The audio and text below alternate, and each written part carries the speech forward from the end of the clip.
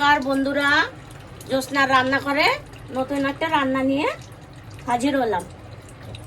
নিয়েছি পেঁপে। পেঁপে দিয়ে এই দেখো বন্ধুরা, পেঁপে নিয়েছি। পেঁপেটা একদম তাজা, দেখো এ করলে দুধ বেরোয়। দেখো পেঁপে, আর নিয়েছি দুটো আলু, আর নিয়েছি সোয়াবিন। আমি একটু সোয়াবিনটা ভিজিয়ে রেখেছিলাম, তো পুরোটা ভিজে গেছে সুন্দর। এই দেখো, তো আমি পেঁপে আর আলুটা কেটে নেই, তারপরে বাকিটা দেখাচ্ছি, দেখতে থাকো।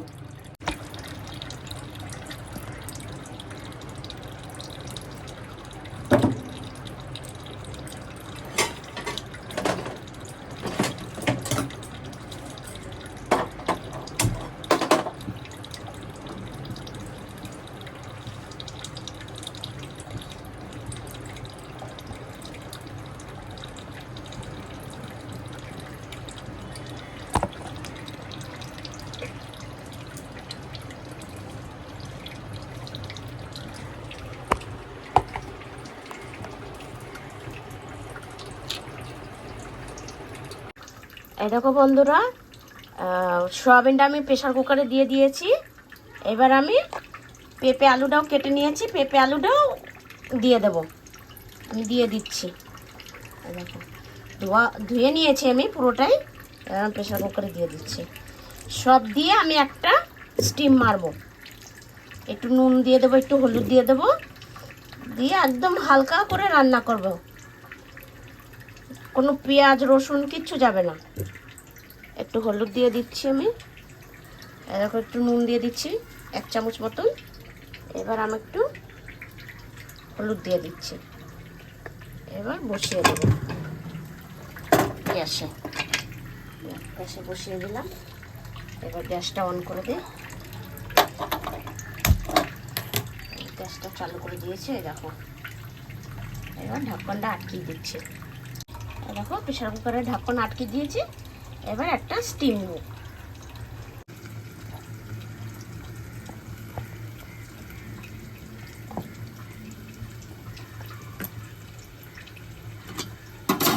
আর একটু আমি করে নিচ্ছি উচ্ছে ভাজা। এই দেখো,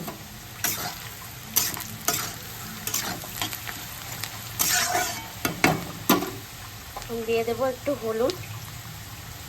একটু হলুদ দিয়ে দিচ্ছি, আর দিয়ে দেবো একটু নুন। এরকম উচ্ছে ভাজা পুরোটা দেখার জন্য যদি বলো, তাহলে আমি পুরোটা দেখাবো এরকম করে কি সুন্দর করে ভাজা হয়। একদম মচমচে ভাজা হবে, কিন্তু খেতে খুব ভালো হয়। খেয়ে দেখবে, খুব সুন্দর হয় খেতে। আমি এবার দুটো পেঁয়াজ কেটে দিয়ে দিচ্ছি। একটু ঢাকা দিয়ে দিই। এই দেখো উচ্ছে ভাজাটা।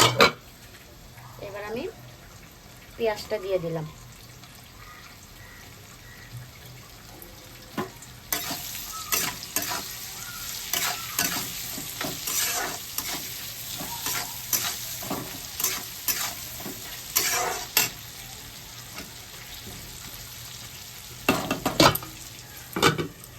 ঢাকাটা দিয়ে দিয়ে পুরো ভাজাটা হোক, তারপরে তোমাদের দেখাচ্ছি।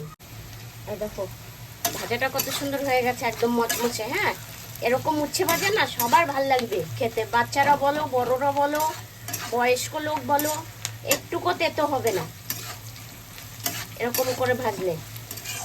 একবার ঘরে ভেজে খেয়ে দেখো।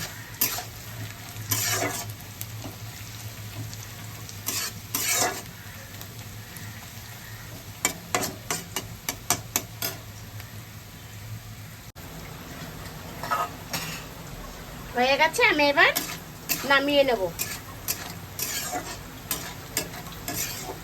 বাটি নিয়ে নিয়েছি, নামিয়ে নিচ্ছি। এই দেখো, বাটিতে নামিয়ে নিয়েছি। আর আমি কিন্তু তেলও চেঞ্জ করি নাই, এই তেলের মধ্যেই এই সয়াবিন আলু তরকারিটা রান্না করব। দেখতে থাকো। এবার আমি দিয়ে দেব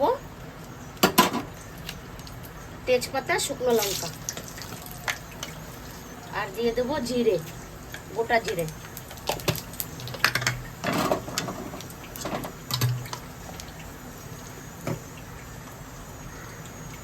এবার দিয়ে দেব টমেটো। আর এটাতে আছে কাঁচা লঙ্কা আর আদা ঘষে দিয়েছি।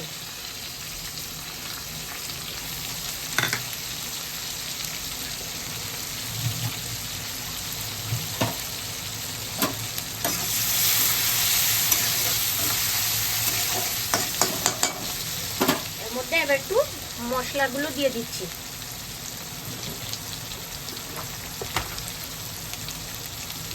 হালকা নুন দিয়ে দেবো, কেন ওটাতে আমি নুন দিয়েছি। আর দিয়ে দেবো জিরার গুঁড়ো 1 চামচ, হালকা একটু লঙ্কা পাউডার, অল্প করে হলুদ,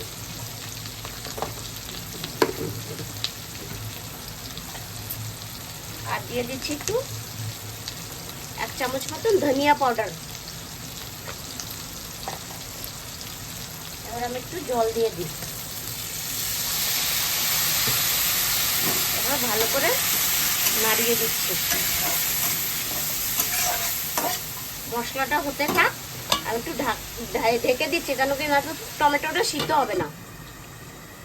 একটু ঢাকনাটা খুলে দেখছি।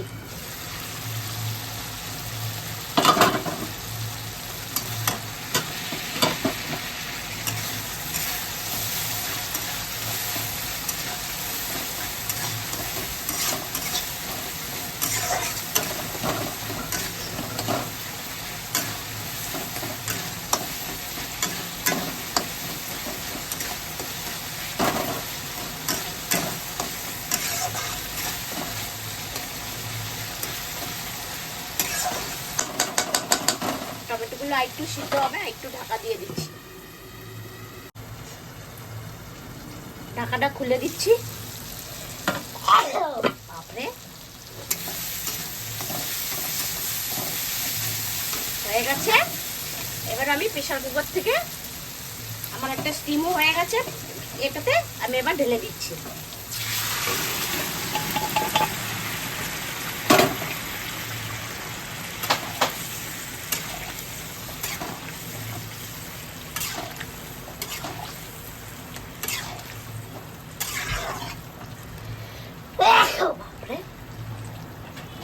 দেখো কত সুন্দর হয়েছে।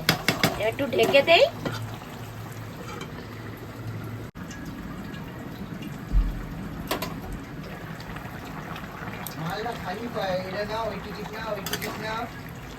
এই দেখো তরকারির কালারটা দেখেছো, একদম কোনো মশলা নাই, কিচ্ছু নাই, আর মানে খুব তাড়াতাড়ি রান্না হয়ে যায়। দেখো সিদ্ধ হয়ে গেছে।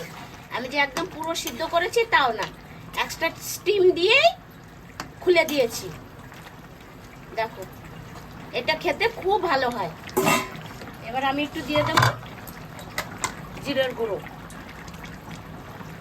ভাজা মশলাটা দিয়ে দিচ্ছি। একটু হোক, হয়ে গেছে, এমনি নামিয়ে নেবো, একটু ফুটে নি। ভাজা মশলা দিলাম তো, এটা খুব তাড়াতাড়ি রান্না হয়ে যায় আর খেতেও খুব ভালো হয়। খেয়ে দেখবে, পেঁপেও যায়, তোমার হচ্ছে আলু, সোয়াবিন, আর এমনি খুশি খুশিতে সবাই খেয়ে নেবে এই তরকারিটা। হ্যাঁ, একদম খুব সুন্দর। তুমি রুটি দিয়েও খেতে পারবে, পরোটা দিয়েও খেতে পারবে, ভাত দিয়েও খেতে পারবে। একদম এত প্রোটিন থাকে এই খাবারটাতে। এরকম হয়ে গেছে। এবার গ্যাসটা বন্ধ করে দেবো।